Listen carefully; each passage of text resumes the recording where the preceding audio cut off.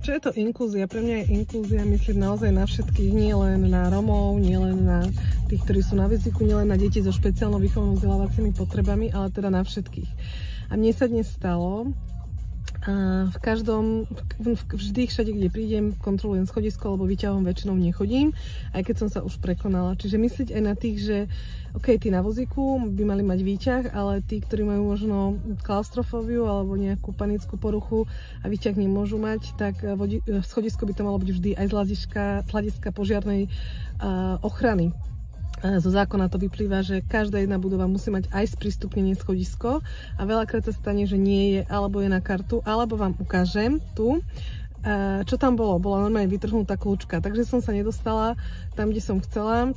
Musela som to celé obísť, alebo sa nedalo ísť po schodisku. Takže čo je pre vás inklúzia? Pre mňa je inklúzia naozaj myslieť na všetkých, bez ohľadu na to, aké sme národnosti, aké máme znevýhodnenie, aké máme výchovno vzdelávacie požiadavky.